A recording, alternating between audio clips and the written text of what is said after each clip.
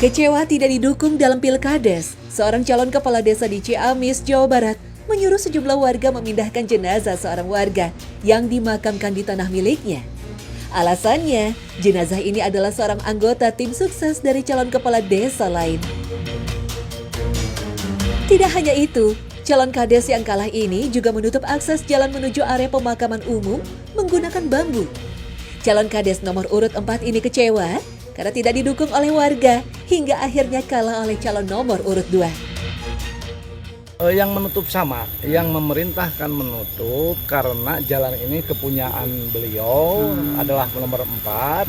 Ini jalan kepunyaan nomor 4 dan akhirnya karena mengingat nomor 4 mungkin kalah sehingga ya walaupun jalan karena warga mungkin banyak juga yang barangkali lewat mendukung yang mana lewat yang jalan utama sehingga ditutuplah akses jalan ke makam umum.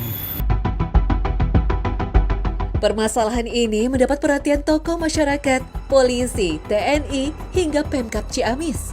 Mereka berupaya menenangkan masyarakat agar tidak terjadi konflik antar pendukung. Warga kemudian membuat jalan baru menuju makam secara swadaya.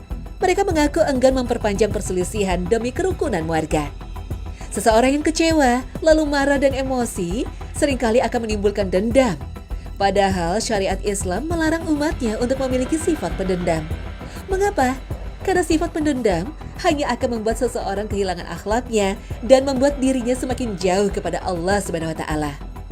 Rasulullah Shallallahu alaihi wasallam bersabda, "Sesungguhnya lelaki yang paling dibenci Allah ialah yang paling gigih dalam permusuhan." Hadis riwayat Bukhari dan Muslim. Islam menjunjung tinggi keluhuran akhlak bagi pemeluknya dan mengajak setiap insan untuk menghindari pertengkaran, apapun bentuknya. Setiap muslim harus menyadari bahwa semua orang yang beriman itu bersaudara, sehingga tak ada rasa dendam di hati ketika berselisih, apalagi terhadap tetangganya. Allah Subhanahu wa taala berfirman, "Sesungguhnya orang-orang mukmin itu bersaudara. Karena itu, damaikanlah antara kedua saudaramu yang berselisih dan bertakwalah kepada Allah agar kamu mendapat rahmat." Quran Surah Al-Hujurat ayat 10. Adapun memindahkan makam lantaran persoalan kalah pilkada tidak bisa menjadi alasan dibolehkannya memindahkan makam. Ini persoalan serius dan tidak biasa dalam agama yang mestinya tidak boleh terjadi. Mengapa?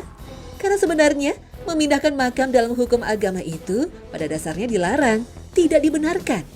Pemindahan makam baru dibenarkan bila ada alasan yang juga dibenarkan dalam syariat agama. Itu pun jika dalam keadaan darurat. Mengapa? Karena kemuliaan manusia di saat hidup dan matinya adalah sama. Maka mengusik makamnya di saat ia telah mati sama seperti mengusiknya ketika ia masih hidup. Apalagi kemuliaan itu merupakan anugerah dari Allah Subhanahu wa taala sebagaimana firman-Nya, "Dan sesungguhnya kami telah memuliakan anak Adam." Quran Surah Al-Isra ayat 70. Selain itu, membongkar makam dan memindahkannya akan berpotensi merusak rangka tulang mayit kecuali pada makam yang sudah lama dan telah berlalu puluhan tahun. Inilah yang ditegaskan oleh Rasulullah Shallallahu alaihi wasallam. Memecahkan tulang mayit seperti memecahkannya pada waktu dia hidup. Hadis riwayat Abu Daud, Ibnu Majah, dan Ibnu Hibban.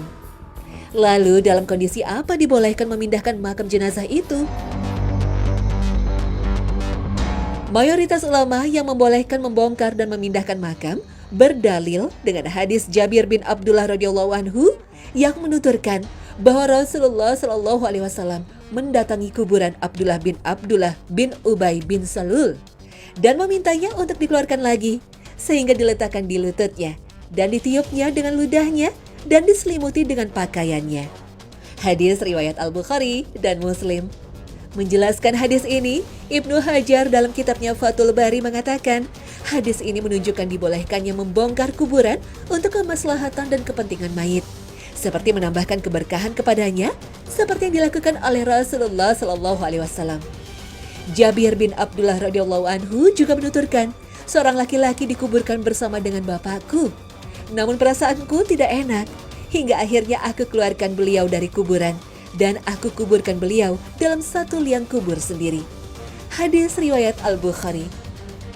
Dalil diperbolehkan membongkar makam seperti yang dilakukan oleh Rasulullah Shallallahu alaihi wasallam pada makam Abdullah bin Ubay bin Salul menunjukkan bahwa memindahkannya juga diperbolehkan, sebagaimana yang dilakukan oleh sahabat Jabir bin Abdullah dan tak seorang pun dari kalangan sahabat yang mengingkarinya.